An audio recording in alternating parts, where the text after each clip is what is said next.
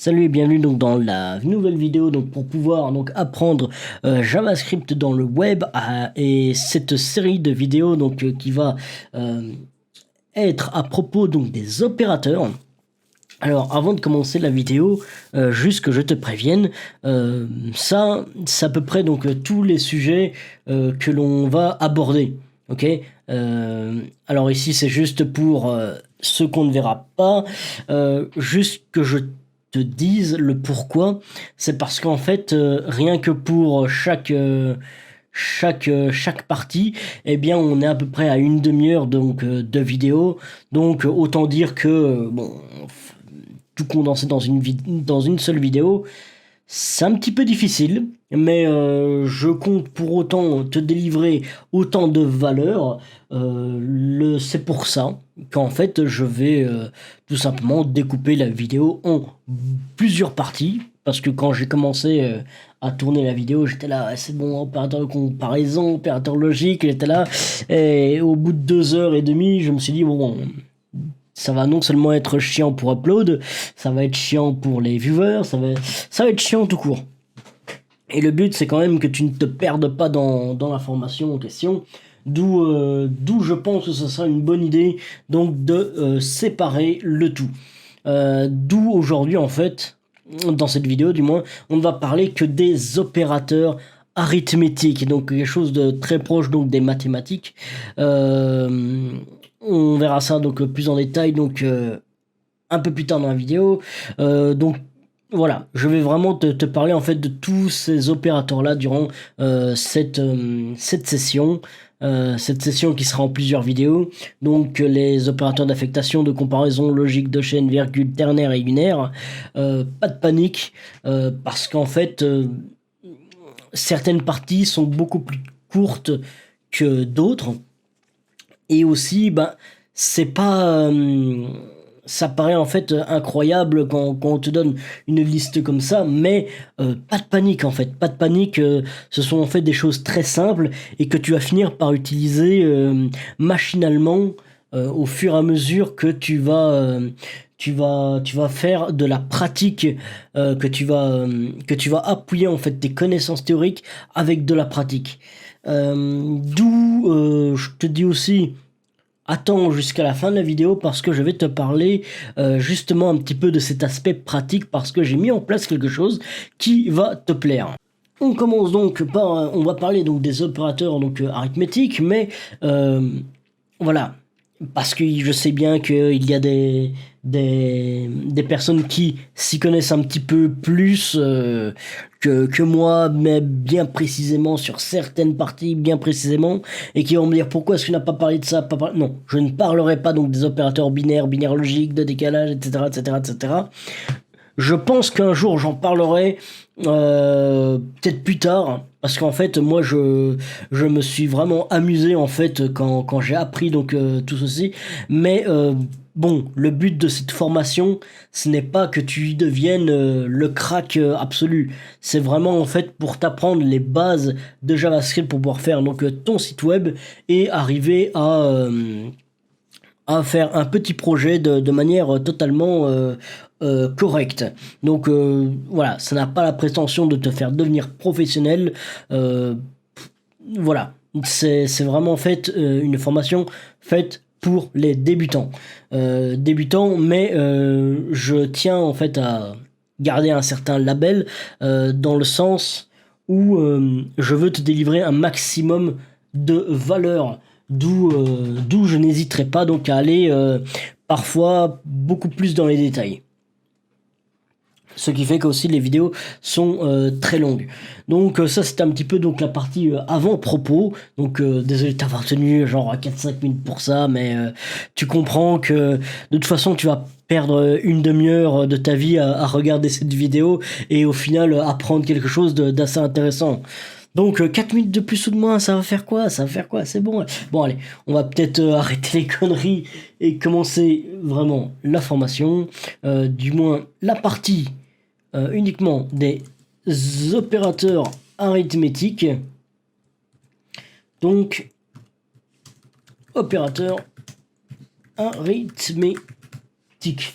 Bon, tout d'abord, je vais peut-être t'expliquer c'est quoi un opérateur si ça ne te parle pas forcément. Peut-être que ouais, bah, tu sais bien que ouais, plus, moins, diviser, multiplier, bah, ce sont des opérateurs mathématiques, mais l'arithmétique est un peu différente. On va pas forcément parler donc de mathématiques en soi, même si en fait moi je vais les aborder, mais juste ouais, il faut bien faire la différence entre arithmétique et mathématiques. Ben, je vais faire un mélange des deux quand je vais parler donc de certains opérateurs par souci en fait de simplicité. Voilà. Donc, si tu veux savoir, bon, la définition de arithmétique par rapport à mathématiques, ben, Google est ton ami, il y a Wikipédia pour ça. Bon, je vais pas répéter juste une donnée juste pour faire plaisir. Donc, les opérateurs, c'est concrètement des symboles. Ce sont donc des symboles ou des groupes de symboles qui vont te permettre donc à la première partie, donc une opérande. Ça va te permettre en fait à une opérande donc d'agir avec l'opérateur sur une autre opérande. Donc en général, si on prend par exemple le plus, ben ceci est un opérateur. Ok? Donc quand je fais donc 1 plus 1, voilà, en fait c'est une opérande qui agit avec l'opérateur, d'accord. L'opérateur qui agit sur la deuxième opérande. C'est concrètement comme ça que l'on va appeler les parties pour aussi simplifier le tout. Donc on dira juste opérande 1, opérateur, opérande 2. Donc voilà, donc tu as compris que on va parler donc des opérateurs, donc juste la partie entre eux, ou enfin tu verras un petit peu les subtilités de ce qu'il se trouve dans ce cours. Alors on va commencer avec quelque chose donc qui rien que par le nom ça te dit waouh non c'est déjà beaucoup trop. Non, t'inquiète pas, c'est très simple. On va parler du plus, le plus unaire. Voilà. Alors, peut-être que je te dirai ça correspond à quoi unaire plus tard, parce qu'en fait, on va parler des opérateurs unaires. Mais ici, on parle pas d'un opérateur unaire, on parle d'un opérateur arithmétique. Donc, je vais te parler du plus unaire. Je vais peut-être mettre comme ça, question de facilité. Donc, opérateur unaire, le plus unaire. Je vais y arriver. Voilà, donc le plus unaire. Concrètement, oui, d'accord, ça te permet donc de faire des calculs. Donc ici, je vais parler de la partie mathématique. Oui, ça te permet donc de faire des calculs tels que cela et que ça va te donner 3. Donc dans ce cas-ci, donc voilà, on arrive sur de la mathématique simple.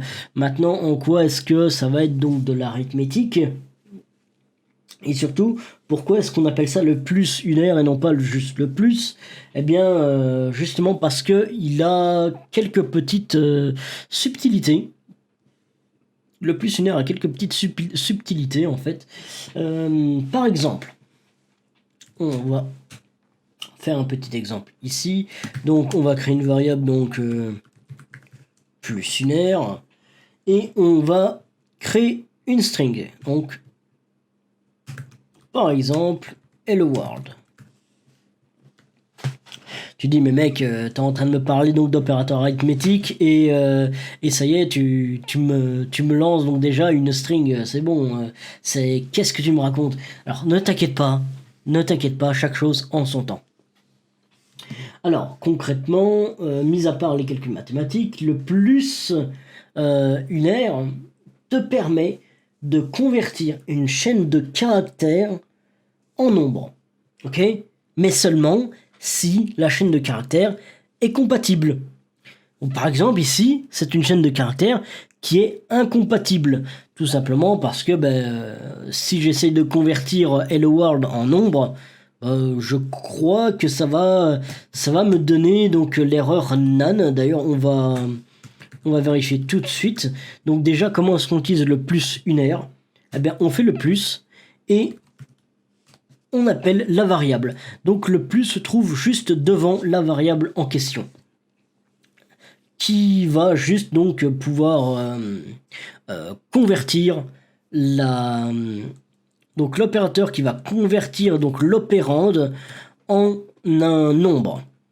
Donc si je fais donc node app, qu'est-ce qu'il va me faire? Voilà. Donc c'est bien ce que j'avais dit, il va me mettre nan, donc not a number. Donc comme ce n'est pas un nombre, ben voilà, il y a un problème. Mais si on vérifie, si on cherche un petit peu, donc comme je t'ai dit, le nan, c'est quoi? C'est un number.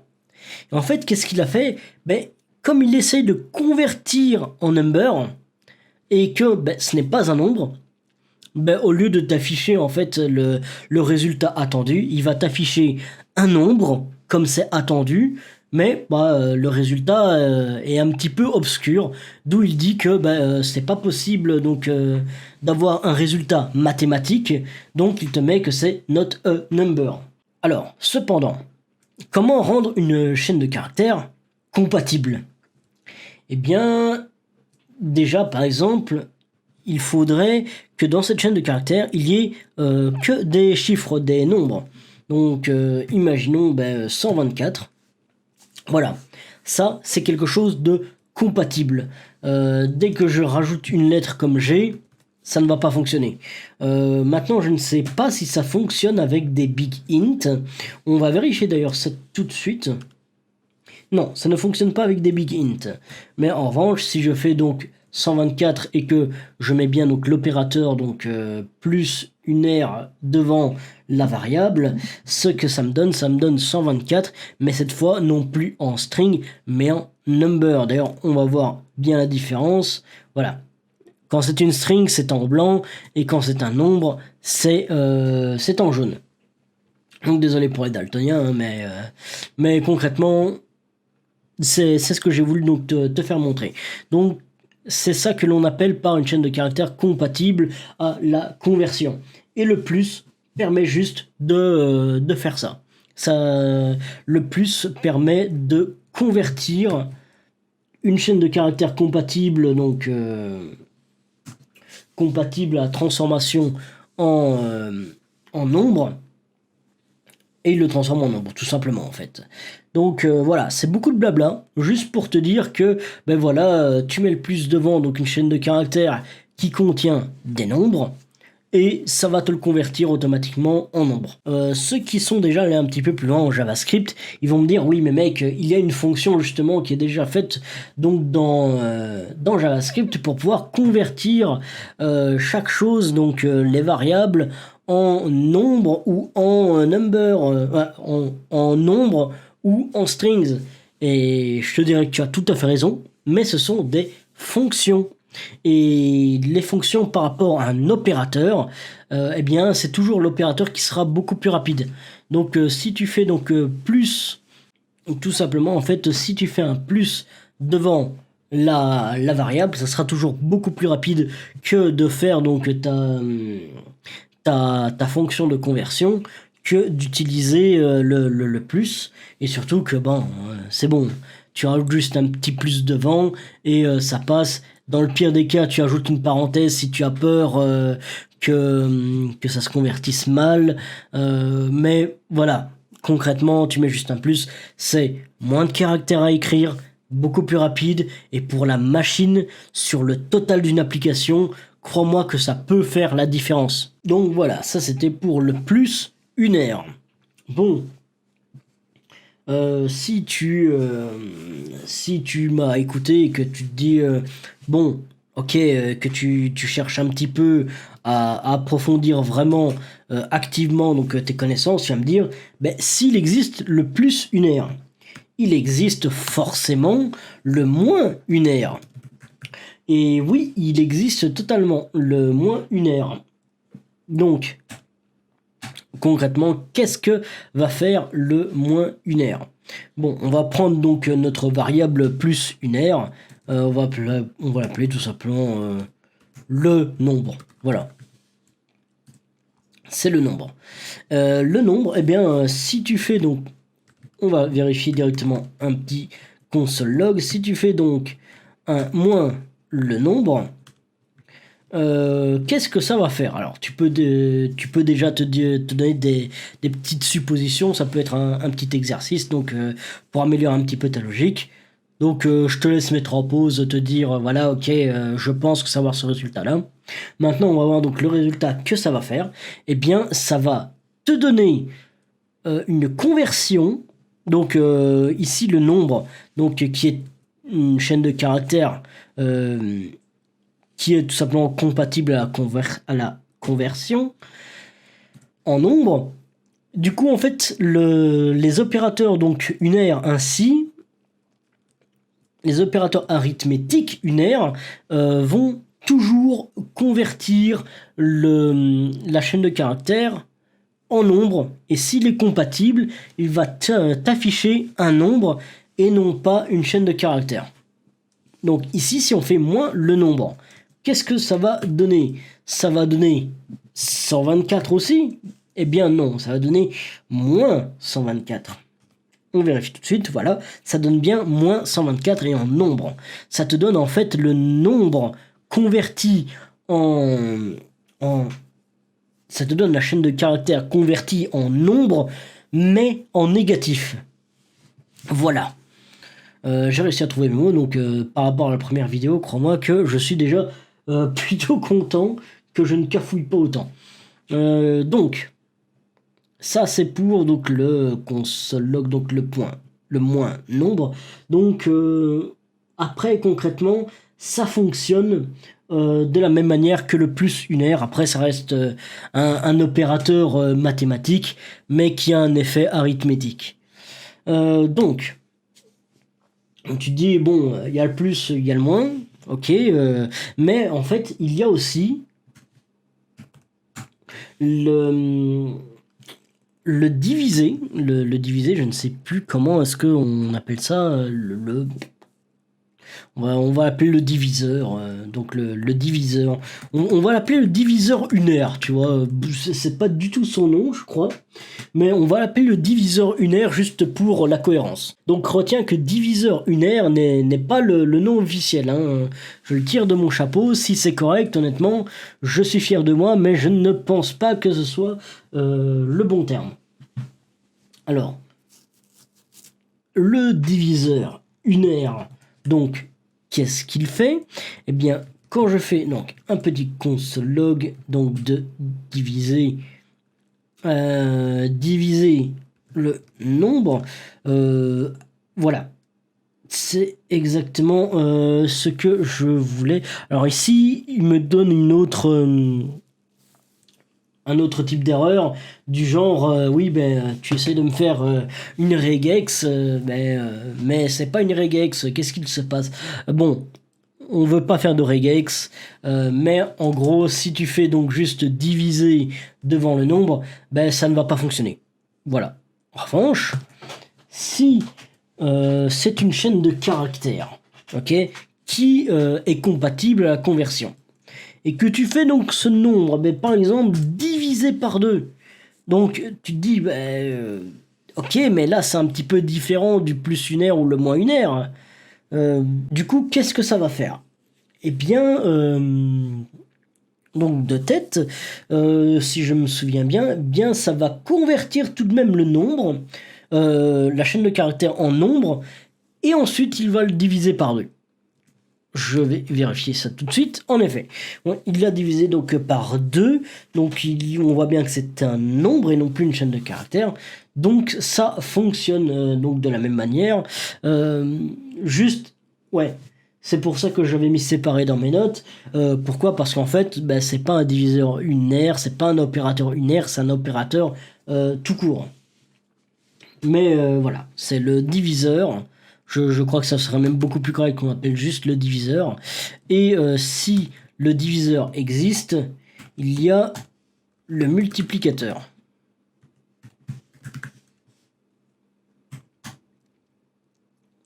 Donc le multiplicateur, eh bien si on fait de la même manière, bon, je crois que si je fais ceci le nombre, il me met aussi une erreur qu'une expression donc est attendu, donc forcément ce n'est pas correct. Donc comme on ferait des mathématiques, eh bien on fait donc multiplication par 2. Voilà, donc l'étoile est l'opérateur de multiplication, hein, si tu ne l'avais pas déjà compris. Donc, qu'est-ce que ça va faire comme ça? Eh bien, encore une fois, comme le diviseur, ça va convertir le nombre, et ensuite multiplier... Non, convertir la chaîne de caractères en nombre, je vais y arriver un jour, hein, et le multiplier par 2. Donc, on voit, en effet, ça nous donne 248 en nombre. Donc, cela fonctionne aussi. Donc, le diviseur et le multiplicateur fonctionnent pareillement l'un l'autre. Ils fonctionnent différemment, donc du plus et du moins unaire. Mais concrètement, tu comprends que chacun vont en fait convertir la chaîne de caractères compatibles en nombre avant d'effectuer l'opération. Après ceci, en fait, on va parler d'un autre opérateur, c'est l'opérateur incrément, ou fait, comme on dit, l'incrémentation. Alors, ce n'est pas une technique pour faire du fromage ou du yaourt. Ce n'est pas une fermentation donc pour faire du fromage ou du lait. C'est juste, donc, on appelle ça une incrémentation. Donc, tout simplement, c'est quoi une incrémentation? C'est quand on va modifier donc la variable que l'on désire, une variable de type nombre, de préférence. Et cette variable en question, eh bien, on va lui ajouter plus 1. Et quand on lui ajoute plus 1, et seulement plus 1, hein, si tu fais par exemple plus 15, ce n'est pas une incrémentation. L'incrémentation, c'est toujours un plus 1. Et je vais te faire comprendre cela. Je vais te faire comprendre cela donc avec un exemple. Tout simplement, quand on veut modifier une variable. Donc imaginons, ici on déclare notre variable x qui est égale à 42. Ok ? Bien, si on veut modifier donc notre variable et qu'on voudrait par exemple ajouter 15 à x, ok, mais qu'on veut garder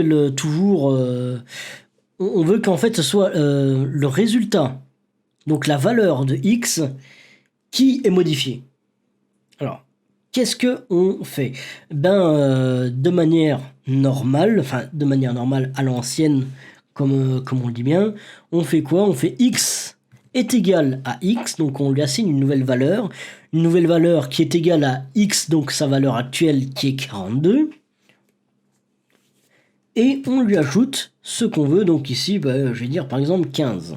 Je ne sais même pas si c'est ce que... Donc, ce que ça va faire, eh bien, il va tout simplement faire 42 plus 15, ça va donner donc 57, ça va donner 57, du coup, quand je vais faire un console log de x, il va nous donner 57. Ça, c'est comme on le fait de base. Alors, si je fais juste 1, on appelle ça une incrémentation. Voilà. Maintenant, ça, ce n'est pas un opérateur. Okay, il y a un opérateur d'incrémentation pour pouvoir faire ça de manière tout simplement beaucoup plus simple avec un opérateur. Alors, comment est-ce qu'on fait ça? Eh bien, c'est très simple. L'incrémentation, pour ajouter plus 1 seulement à la variable, eh bien, tu fais x plus plus. Voilà, c'est aussi simple que ça. C'est vraiment pas un troll. Donc, juste faire plus plus, ça va ajouter plus 1 à la valeur donc de x. Mais, petit détail, parce que oui, il y a des petits détails, et j'adore les détails. Imaginons donc, je demande un console log de x plus plus. Ok?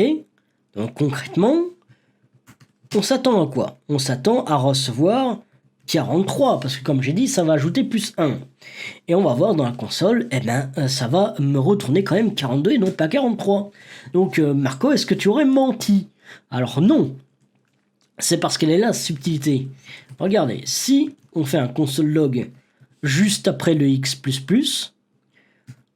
on fait console log x. Eh bien, on voit que le premier console.log nous a donné 42 et que ici, ça nous donne 43. Pourquoi? Eh bien, parce qu'en fait, dans la machine, il faut bien en fait comprendre que x est une partie c'est une opérande, et que ça, c'est une opération. C'est l'opérateur. Et qu'en fait, dans la machine, il se passe ça. Il se passe ça, et tu vois bien que ça fonctionne quand même. Le pourquoi? Mais parce qu'en fait, ce sont tout simplement deux éléments séparés. Alors, qu'est-ce que ça fait quand on fait un console.log? En fait, ça nous retourne la valeur de x, et ensuite, le plus va modifier la valeur de x. Donc, forcément que on va se retrouver à avoir un retour donc de 42 au lieu d'avoir 43. Mais pour autant, il y a moyen de retourner directement 43. Alors comment est-ce qu'on fait ça? Mais au lieu de le mettre donc à droite, on va le mettre à gauche. Qu'est-ce que ça va faire? Ça va ajouter plus 1 à x. Et donc cette fois-ci, il va bien nous sortir 43. Je peux carrément retirer donc le deuxième console.log. Hop, ça nous donne bien 43.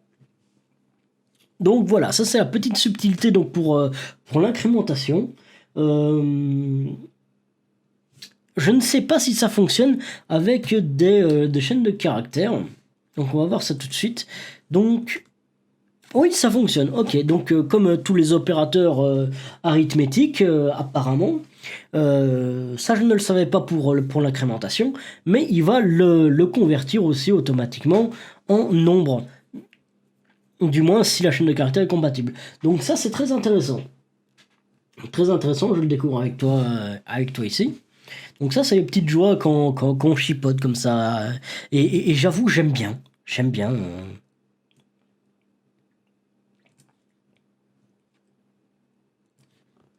Alors ensuite, parce que donc très bien, on sait bien comment le faire ça. Mis à part l'incrément, ok, tu commences à comprendre comment ça fonctionne. S'il y a un incrément, donc qui fait un plus 1, il y a forcément un opérateur qui fait moins 1. Et oui, il s'appelle le décrément ou la décrémentation.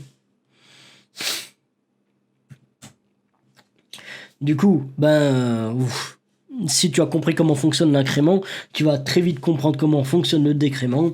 Et bien tout simplement, hop, console.log, tu fais x, moins, ok. Il a le luxe d'aussi convertir donc la chaîne de caractères, donc ça c'est bon à savoir. Si tu fais moins x, hop, il fait 41 et non plus 42 ou 43. Alors ici donc il a marqué donc une petite erreur du type. Ouais, il demande en fait une virgule, ce qui n'est pas du tout ce qu'on veut, parce qu'en fait il dit mais c'est pas possible de décrémenter du décrémentation avant et après, donc il se dit mec, qu'est-ce que tu es en train de faire, je ne comprends plus rien. Donc voilà, c'est pour ça que ne fais jamais moins x moins, ou même si tu fais plus x ça ne va pas fonctionner. Donc ça au moins tu le sais. Alors, après l'incrément, le décrément, il y a encore donc deux opérateurs à voir. Et l'avant-dernier, donc, c'est l'exponentiation. Ou bien tout simplement le principe donc, de faire des exposants. Je ne sais plus le terme mathématique exact que l'on utilise. Je t'avoue que ça fait longtemps. L'école, ça fait longtemps, hein, moi. Donc, l'exponentiation, tout simplement, c'est quoi? Alors, juste donc. Ouais, voilà. Alors, on se dit, si tu as envie à un moment donc de faire une exponentiation, imaginons tu as 2 et que tu voudrais faire un exposant de 2. Okay. Tu fais ceci, parce que tu as la petite touche qui est exprès. Sur certains claviers, tu peux même faire le 3, donc pour faire les cubes. Mais voilà. D'ailleurs, si je fais ceci, ça ne fonctionne pas, invalide caractère. C'est tout le problème. C'est tout le problème, parce que ceci, c'est un caractère qui est un petit peu inconnu, euh, ça a une valeur ASCII assez spéciale. Donc, comment est-ce qu'on peut faire un exposant 2, par exemple? Eh bien, avec l'opérateur exposant, c'est-à-dire, on fait 2 fois l'opérateur de multiplication. Donc, quand on fait 2 fois l'opérateur de multiplication, ici, il nous donne une erreur. Le pourquoi? Parce qu'il nous faut ajouter, en fait, le deuxième nombre. Bah oui, il nous faut ajouter le nombre qui va se trouver... Bah, comme on fait le 2 exposant 2, eh bien, en fait, le deuxième chiffre, la deuxième... la deuxième opérande, eh bien, c'est le chiffre qui se trouvera au-dessus donc de l'opérande numéro 1. Donc, si on veut faire un 2 exposant 2, eh bien, on fait 2 étoile étoile 2. Tout comme tu peux faire donc 2 étoile étoile 24. Et quand on fait ceci, bah, ça nous donne un superbe chiffre que je ne me prendrai pas la peine de lire. Voilà. Mais si en revanche on fait 2 exposant 2, ça va nous donner un joli petit 4. Donc c'est fortement sympa. Est-ce que cela fonctionne avec la chaîne de caractères compatible? En tout bon principe, oui. Et oui, on voit bien que cela fonctionne. Donc 42 x 42, c'est égal à 1764. Je confirme que c'est correct. Donc voilà, c'est vraiment le comportement en fait de l'exposant. Si tu es un petit peu plus avancé donc dans le JavaScript, bah tu sais qu'il existe la fonction math.pow. Donc math.pow, ça fonctionne comme ça. Imaginons qu'on voudrait donc faire donc 2 exposant 2, et bien on ferait ça. Voilà. Bon, c'est quand même beaucoup plus long, on avouera que de faire ceci, quoi. Mais est-ce que cela va fonctionner? Je ne sais pas si le math.pow prend en compte les chaînes de caractères. Je vais vérifier ça tout de suite avec toi. Je viens d'y penser, c'est pas une utilisation qu'on fait d'habitude, mais ce genre de comportement peut être intéressant. Oui, ça fonctionne quand même. Donc, on a le même résultat si tu utilises le math.pow ou bien les 2 étoiles, mais comme j'ai dit, une fonction sera toujours beaucoup plus lente qu'un opérateur. Donc, si tu utilises le math.pow, tu risquerais donc de perdre au fur et à mesure. Si tu en utilises beaucoup, tu vas perdre en performance. Donc, je pense que c'est tout ce qu'il y a à savoir pour le math.pow, à moins que, le math.pow, l'exponentiation. Non, je pense que c'est tout. S'il y a un senior ou quelqu'un de plus avancé en JavaScript qui remarque que j'ai oublié quelque chose à propos des exponentiations, n'hésitez pas à me le dire. Mais oui, petit disclaimer, pas la peine d'aller dans les détails, dites-moi juste si j'ai oublié donc un comportement spécifique en fait.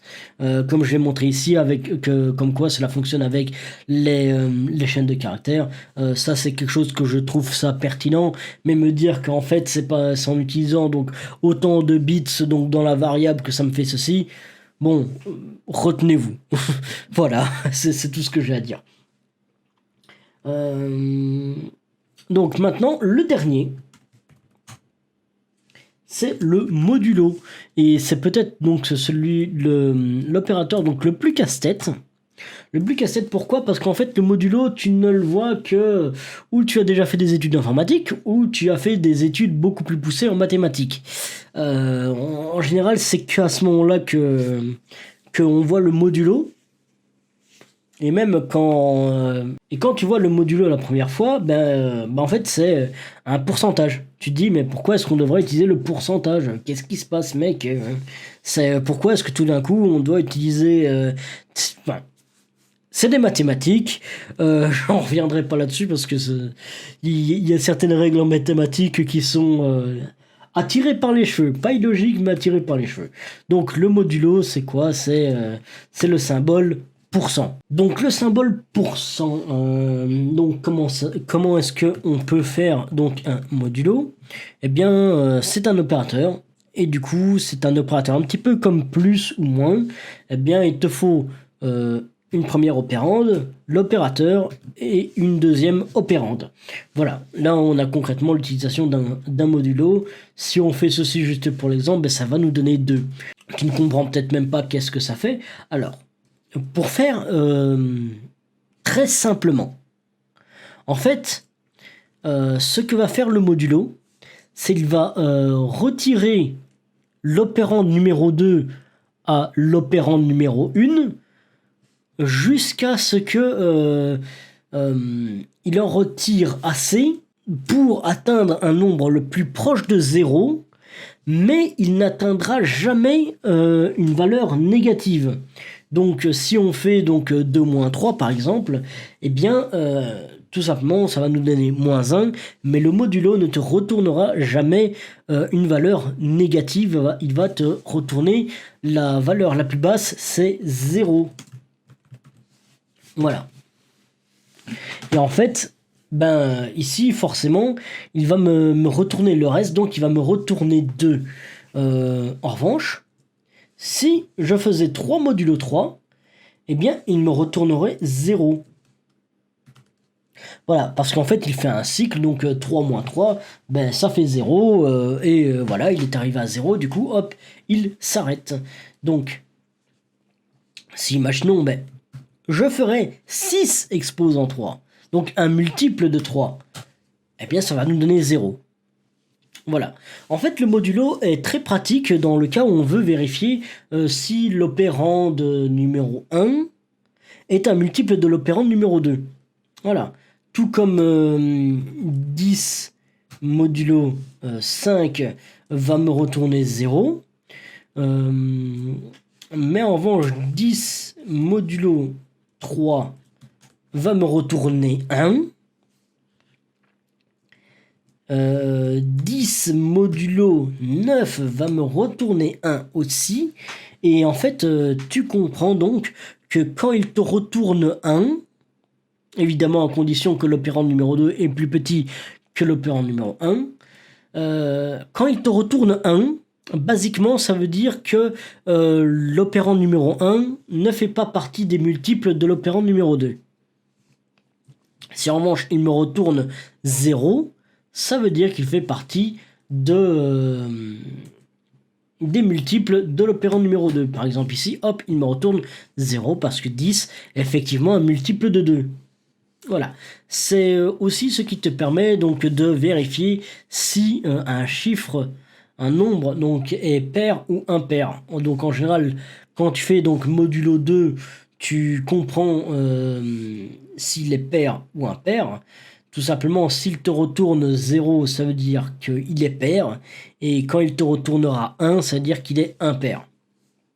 Voilà, c'est des petits raccourcis en fait qu'on peut faire et que ça fonctionne et ça permet en fait de pouvoir améliorer ton algorithme et parfois la propreté de ton code. D'où c'est quelque chose de très intéressant. Il y a beaucoup de choses à faire avec le modulo. Moi personnellement, je crois que ce serait peut-être mon opérateur, mon opérateur préféré. C'est le modulo. Le modulo qui m'a permis plusieurs fois donc d'améliorer grandement donc le nombre de lignes dans mes code wars. Ok, donc ce sera tout donc pour le modulo, parce qu'apparemment donc j'ai dit exactement tout ce qu'il y avait à dire donc sur le modulo. Je viens de voir mes notes. Je ne pense pas avoir oublié quelque chose donc d'important, du moins. Pour le modulo, mais ainsi tu connais en fait à peu près les bases donc des opérateurs donc arithmétiques, sachant que la prochaine vidéo ce sera donc les opérateurs d'affectation qui sera quand même beaucoup plus courte. Ici quand je regarde donc le nombre de temps, on est déjà à plus de 42 minutes, donc c'est te dire si j'aurais tout mis en une seule vidéo. Donc voilà. Alors, maintenant, qu'est-ce que je veux dire?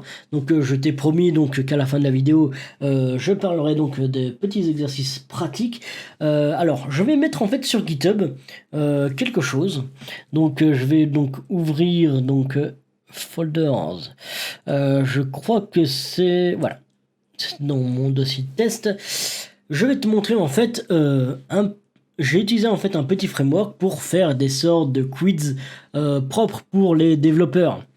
Euh, alors, si dans Visual Studio Code tu as l'extension, d'ailleurs je t'invite à utiliser l'extension Live Server qui va te permettre d'avoir quelque chose de plus dynamique, tu vas très vite comprendre de quoi je parle. Euh, En faisant ça, avec Live Server, si tu l'as téléchargé, si tu ne l'as pas téléchargé, tu as toujours un autre moyen de le faire. En fait, dans Saver, voilà, il y a donc des fichiers HTML. Ok. Si, par exemple, hop, j'ouvre Firefox, je fais un glisser déposer dans Firefox. Évidemment, il faut que ça ne fonctionne pas.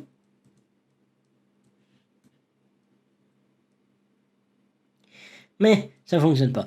Bon, alors, tout simplement, tu fais ouvrir avec Live Server, comme il le montre ici. Qu'est-ce qu'il se passe? Alors là, il vient de m'ouvrir donc la fenêtre donc dans le browser. Alors, je vais changer de fenêtre. Voilà. Voilà ce qu'il me donne. Il dit, mais mec, c'est quoi tout ça en fait? Eh bien, tout simplement, ce sont les tests qu'il se passe. Alors, je vais juste t'expliquer comment est-ce que cela fonctionne, hein. Pas de panique. Pas de panique. Alors, je reviens sur... Voilà. Je reviens sur Visual Studio Code. Concrètement, en fait, c'est quoi? C'est une librairie, donc une librairie, même un petit framework, pour faire des tests unitaires. Et je l'ai utilisé, en fait, pour faire une sorte de petit quiz. Alors, tout ce que tu dois toucher, en fait, c'est les savers, donc pour pouvoir lancer l'HTML, donc pour pouvoir avoir le visuel. Mais ici, dans Source, tu as donc des 1, 2 qui seront l'ordre. Et ici, en fait, par exemple, c'est l'exercice, enfin les exercices pour les variables, c'est-à-dire donc les 3 premières vidéos. Je parle justement donc des types de variables. Et en fait, voilà. C'est des instructions assez claires donc pour toi pouvoir comprendre. Par exemple, ici, tu dois retourner tout simplement... tu dois tout simplement retourner une chaîne de caractères, ici tu dois retourner un booléen, là tu dois retourner un number, voilà, aussi simple que ça. Donc après, c'est à toi donc de retourner en fait le bon élément comme il se doit. Sache juste que pour que cela fonctionne, tu dois faire un return, voilà comme ça. Et après, tu fais ce que tu veux. Donc, par exemple, hop, tu fais ceci, tu fais ce que tu as envie. Mais à la fin, tu dois retourner la réponse finale. Donc voilà. D'ailleurs, on va faire donc un premier exercice. Donc, par exemple, pour retourner une chaîne de caractères. Donc, on doit retourner une chaîne de caractères. Je vais peut-être donc changer donc la vue pour passer en mode capture d'écran. Alors, 30 secondes. Voilà. Ici, normalement, je suis passé en capture d'écran et non pas en capture de fenêtre. Si je passe là-dessus, alors, déjà, moi, ce que j'aime bien faire, c'est d'aller dans les options et de décocher ce truc-là, parce qu'en fait, ça va lancer les tests dans un ordre totalement random, et moi, je préfère l'ordre, d'où, en fait, on va faire les choses une à une. Alors, ça, en fait, ici, on est dans l'onglet donc Failure, donc tous les tests qui ont tout simplement raté. Mais pour avoir une vue d'ensemble beaucoup plus claire, tu cliques sur Spec List, et là, tu as quelque chose de tout simplement beaucoup plus lisible. Et si tu cliques sur une des instructions, là où il dit Return a type of the argument, donc tu fais là-dessus, il ne te montre que celui-là. Et donc, tu vas pouvoir tester chaque chose une à une, c'est beaucoup plus facile. Et pour revenir en arrière, tu fais tout simplement Spec List. Non, voilà, il y a Run All. Voilà, autant pour moi. D'où voilà, c'est à peu près. Et donc quand il y a une croix rouge, ça veut dire que le test est raté. Tandis que s'il y a un point blanc, un point vert, ça veut dire que le test est réussi. Donc, on va tester directement. Donc return a string. Eh bien, moi je vais return une string qui se fait hello world. Voilà, alors si tu as live server, eh bien hop, il n'y a pas besoin donc de faire quelque chose. D'ailleurs, tu vois qu'il y a un failure en moins, donc de 8 on est passé à 7, et là il y a un nouveau point vert qui est là. D'ailleurs, quand je le survole, il me met return a string, should return a string.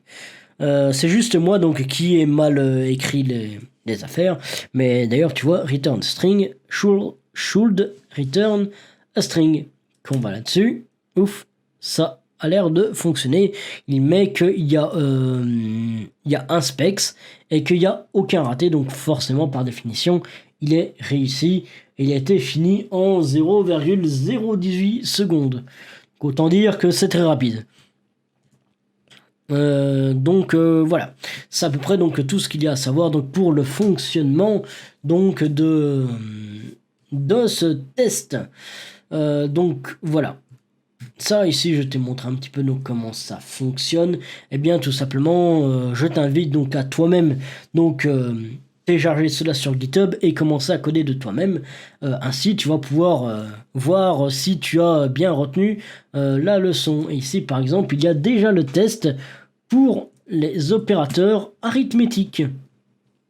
Donc voilà, tout simplement voir si tu as bien retenu donc comment utiliser donc chacun des opérateurs avec les arguments qu'il faut. D'ailleurs je t'ai donné en fait des commentaires qui sont assez explicites de ce que tu dois faire.